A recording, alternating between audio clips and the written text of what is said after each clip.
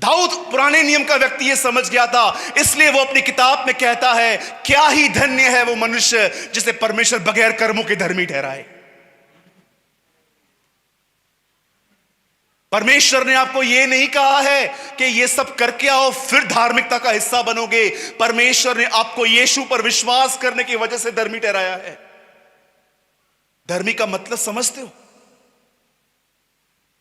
मैंने एक पासवान जी से पूछा था, पास्टर जी इब्राहिम की ब्लेसिंग क्या है? जानते हो उन्होंने क्या कहा? पैसा। प्रभु तुम्हें इब्राहिम की तरह धनाढ़ करेगा। और चक्कर तब आए जब मैंने बाइबल में ऐसा कुछ भी नहीं पढ़ा। रोमियो 4 अध्याय में पौलुस कहता है, परमेश्वर ने इब्राहिम की ब्लेसिंग तुम्हें यह दी है कि तुम्हें बगैर कर्मों के धर्मी ठहरा दिया। जानते हो परमेश्वर ने एक व्यक्ति को ये प्रतिज्ञा की थी कि तेरे वंश को मैं आशीष दूंगा। उसका वंश सिर्फ वो लोग नहीं है जो इज़राइल में रहते हैं, उसके लोग वो हैं जो इस कलीसिया में बैठे हुए हैं। और जानते हो इस वंश को उसने क्या ब्लेसिंग दी है? इस वंश को उसने कहा है कि मैं तुम्हें बगैर कर्मों के धर्मी ठहराऊंगा। ये इब्राहिम की ब्लेसिंग है। सूरज प्रेमानी इसी बोल्डनेस में जीता है रोज।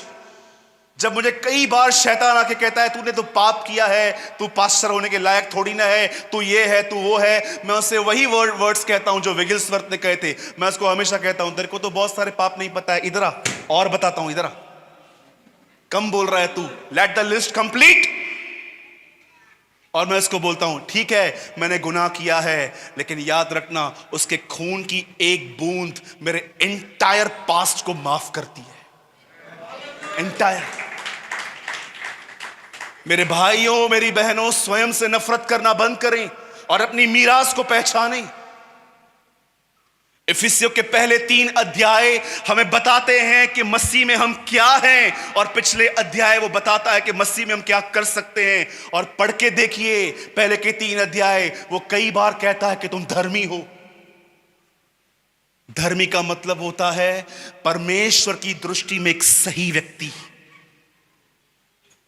ब्रदर लेकिन मेरे अंदर अच्छाई तो नहीं है।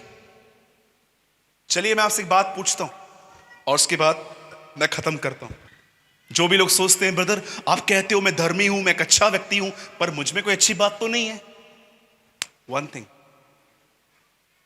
बताइए, जब इसहाक के सामने याकूब गया तो किसके वस्त्र पहन के गया? हाँ कम ऑन, आप गलत बोलेंगे ना, और क्या बोलिए? एसाव के। वो उसको टच कर रहा था, अरगर ऐसे छू रहा था। बोल तो याकूब के लग रहे हैं, फिर हाथ लगा के देख, फिर कहता है हाँ लेकिन लग तो ऐसा भी रहा है। लेकिन था कौन? याकूब का अर्थ जानते? याकूब का मतलब होता है 420, धोखेबाज। हमारे इंडिया के कानून में ना बहुत सारी गंदी सजाएं 420 में एक्चुअली, तो इसलिए हम 420 बोलते रहते हैं।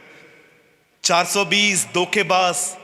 जब पुराने नियम में एक व्यक्ति ने अपने भाई के कपड़े पहनकर अपने पिता से ब्लेस किया, आपको क्या लगता है अब जो आप खुदा के पास जाते हो तो क्या वो आपको दिखता है? नहीं, वो ये दिखता है कि आप मसीह में छुपे हुए हो,